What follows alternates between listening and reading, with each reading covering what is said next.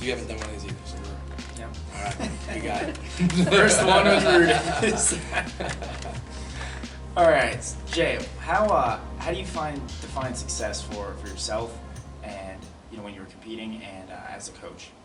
Well, defining. Okay. How do I define? Let's see. This is all being. I can. All right. Okay. Yeah. I guess. How do I define success in the way that by little things, right? First, when you set a far goal, you set a goal for yourself, set a goal for your team, and there's stepping stones along the way. As you make each stepping stone a goal, that's a bit of success. And sometimes, that little taste and little bits of success you get along the way, that can bring you, to that final goal. Success is also having fun. I mean, you got to have fun with what you're doing. If you're not having fun out there and you're doing this for the wrong reasons, then it's not going to feel like that bit of success at all, right? I mean, part of this being successful in wrestling, being successful in life, you got to have fun and have an impact on people. What do you think? What would you say biggest role as a coach is? I think the biggest role as a coach is to be able to mentor kids, mentor your athletes, and bring the best out of them. You got to get to know each and every single one as an individual and how they work together as a team. And that's hard, but you got to figure out what works for some people and what doesn't work for others, and you figure out how to bring the best out of each and every individual athlete. And if you're able to do that, and you're the master, right? That's the ultimate goal as a coach, to bring the best, bring the best to the table. So, as a coach, I also got to be a good leader and set a role model. I can't, honor, courage, and commitment. I always go back to our core values. As a Marine, I was instilled in me our core values as Marines: honor, courage, and commitment. And those people have to look up. The kids that I'm leading have to look up and respect the man I am as well as the coach. What would you say the most rewarding part has been for you as being a coach? I think the most rewarding part of being a coach is when you show technique or you show something, to one of your athletes, and they do it and they find success and they find love in what you're showing them, and they buy into your training plan, and then all of a sudden they just want more. And then you can tell when they what's rewarding is when they keep asking, hey, can you work with me here? Can you work me in this area? This works so well for me. So, having them constantly come back to you, that's always fun. Obviously, showing a technique and then watching that manifest itself in the middle of a match, that's awesome too. And we just went over that last week and told you it worked. Yeah, that's a lot of fun. So, in contrasting that, then, what would you say one of the biggest, or some of the biggest challenges are when coaching, and how do you deal with it? Some of the biggest challenges you have is when you have a lot of talent, or an individual has got a lot of talent and then doesn't work, right? And you can't figure that one out. And you're trying to get people to work and buy into your system, buy into your plan. And when someone doesn't, that's hard. What makes it even harder is if all of a sudden they become successful and they're not, and they're kind of on the outside. That's tough. So how do you bring that together where the team doesn't all of a sudden saying, well, hey, Johnny's doing well and he's doing his own thing. So how do you bring that together? That's a challenging, that's a challenge as a coach. But I think if you are that role model, you do give it your best effort every day. You stay honorable, courage, those core values of honor, courage, and commitment, and and you're willing to put in the time and take care of each and every athlete as individuals and as a team as a whole. I think that you can overcome a lot of that. When you're trying to instill a set of values into the team, if there was a core few, 2, 3, 5, however many that may be, what are some of those things that you're trying to instill into the team, to set a baseline for them as a value system? And so what are those things, and how do you usually go about trying to do it? Okay, the values that I try to instill in any team is hard work, right? We got to work hard and work together as a team in order to be successful. I mean, you can still be the best guy in the room, but if you don't have partners in there who are willing to push you and willing to bring that hard work, out of you, challenge you, you're not going to get any better. You're only going to be as good as your partners will. And so, wrestling is as much a team sport as everything else, because without your partners around you, you're not getting any better. And those values of hard work, I mean, that takes buy-in from, all the individuals. They got to believe in you as an individual, that what you're doing is in their best interest and not for any personal gain. You always put the team in front of yourself, and as I always say, eat last. You're the last one to eat every time. First, your team, it comes before you. Back when you're still competing, what would you say some of your favorite or your best memories are when you're still competing in the sport? Oh, I was definitely not as successful as many other people, but competing, being the hard work and the feeling of after practice when you're beat down but you're smiling because, man, that was such a good workout. The exhaustion and the camaraderie of being with those teammates, that's something that it doesn't get replaced, and that is some of my fondest memories are, working out together, blood, sweat, tears, and then getting on a bus and going on a road trip and just being with those guys who go through the same thing as you, so that common, and they all have common goals and trying to beat each other. So if you had some guys that maybe weren't fully buying in or really embracing what the lifestyle is like and embracing the feeling of being exhausted and knowing that you put in hard work, how do you try to motivate those guys, or what do you say to them to try to get things to switch over or kick in?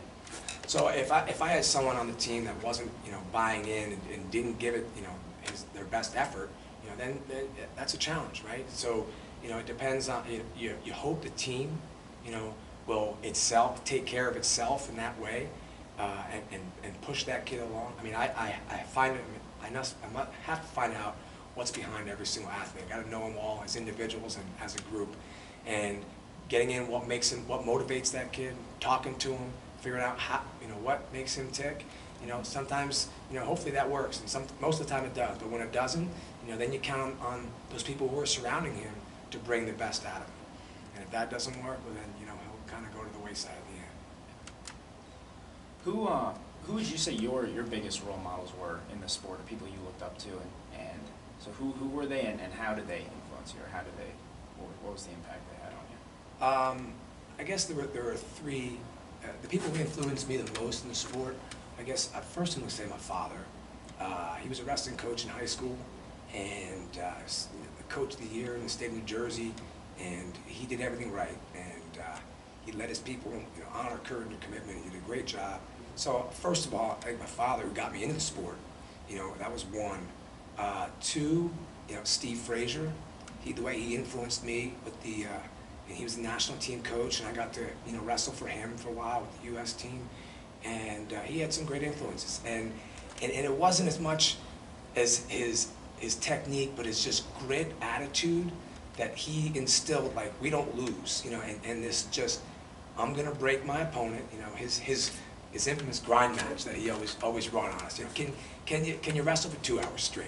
And he instilled this mental toughness into the whole team that we're gonna break people, and that carried over into the way a lot of the ways that I went in my coaching, is how we did that. And then I learned a ton from Bruce Burnett at Navy. When I got to work under Bruce Burnett, I mean, that was some great years, and I picked up so many of his. He's a Jedi master. I mean, that guy is unbelievable. All he knows, and learning from him bits and pieces, that definitely influenced the way that I approach the sport. Okay. So we've heard quite a bit, and there's arguments going on about folk style versus freestyle and greco, and the transition there. Once folk style season ends, and whether coaches want their guys competing in the off season and going into freestyle and greco season. How critical do you think your development as a wrestler overall it is to be able to switch styles and kind of have the off season where you're wrestling freestyle and greco, and what kind of impact that can play on your development overall? I think the impact of off-season wrestling, greco and freestyle, I mean, wrestling's wrestling. I mean, down nuts and bones, wrestling's wrestling. It's all about position, and it's all about putting your opponent on their back, right? Taking it to them, being aggressive, taking some risk, and getting your opponent out of position while I stay in position. All styles, they blend together. I remember early on when I was wrestling, I was working with Ivan Ivanov, right? There's not, and he said that to me. Wrestling's wrestling. It doesn't make a difference, you know, and it's true. You know, my Greco, how's that going to help my freestyle? Well, it teaches me to keep my hips in, to keep my hips, when I take a penetration step to a high crotch, my hips are in, tight to the body, right? I can do all that stuff because of the stuff that you learn in Greco, and it transitions so well. If I have an upper body attack, you know, where I can control the ties in Greco, it's going to open up that guy's legs in freestyle. Freestyle, and by wrestling freestyle, that just kept me in better position, because as soon as I would get sloppy, you know, you get turned. So that transitioned better to scholastic wrestling because your technique got to be that much cleaner. So toughness is really a thing that I think most athletes and coaches will talk about, and kind of a cornerstone of the sport, you know, of all sports, but especially so wrestling. What would you say toughness means to you, or toughness means to the guys that you're coaching? Toughness is a major part, obviously, of wrestling, and that was instilled in me early as a wrestler, being stingy with giving up points and always outworking my opponent. And it goes hand in hand. I was a Marine too for 20 years, and being a tough person, that's part of being a Marine as well.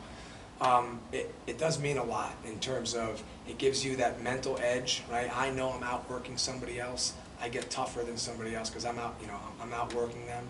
That's going to bring me some mental success, right? It's about mental toughness and being stingy with points. You know, being stingy in positions, not ever, you know, saying, oh, it's practice, let me give up this point. Because everything you do in life is habit forming, everything. So if I start giving up points in the practice room just because I don't want to tough that out and I'm getting tired, well, I'm going to make a habit of that. I don't want to do that. So fighting for every single point, every position, and winning that position, fighting for it, that creates good habits. So I think that's, you know, a huge part of being a successful wrestler. What do you do when you're coaching someone who's either a young wrestler or somebody that's new to the sport, and you know, whether they're just getting started, or you know, they're just a young kid that's now just getting into the sport? How do you approach coaching them versus someone that maybe is a little bit older, has had a little bit more experience? I got to keep it fun. I don't bore them down with techniques and long practices that last forever. It's got to be light, got to be fun, got to throw in some games here and there if they're young kids, and you make little games out of it. You always make challenges. You show improvement, and you do a lot of basic calisthenic type exercises, working on your bridges, working on just gymnastic type things to get your body awareness. Because once you get that body awareness down, that balance, you know, that plays a big role in the building blocks to make a good athlete, make a good wrestler. So keeping it light, keeping it fun, and showing technique, and don't dumb it down too much. Because you don't want to, I mean, some of these kids will pick it up a lot faster than you think. Don't underestimate just because they're small, they don't pick up things. Because if you create those habits early, those good habits early, that's going to carry out everything you do in life. Like I said, it's habit forming. And create good habits early, you're going to find some good success. To you, what has it meant, or what does it mean to be a wrestler? Is it something that, like, for instance, is it something you defined yourself as? Is, you know, I'm a wrestler, or is it something, you know, wrestling is something that I do, or, you know, where is the crossover there, or do they bleed into each other? I mean, I define myself as, you know, I guess I have two identities. I'm a Marine and I'm a wrestler, and I think they both go hand in hand. Wrestling has been such a big part of my life, and it just taught me the discipline and the will to do things, just to overcome obstacles and to keep working. Right? It created a work ethic that no other sport can do. It makes you work, and there's success for your work, and it's a drug. You know, you keep taking this. You get high every time you find success, and you reap the benefits of all your hard work, and that can't be replaced by much. And you can't point the blame anywhere else. So your hard work, you can work really hard at catching a bunch of passes, but if that quarterback is still in the right place, you know, you didn't make that catch. You know, my hard work is going to pay off, and the work that I put into the sport. So, you know, I define myself, you know, as a wrestler, and as a Marine, and the hard work that instilled in me, the work ethic has been what it is.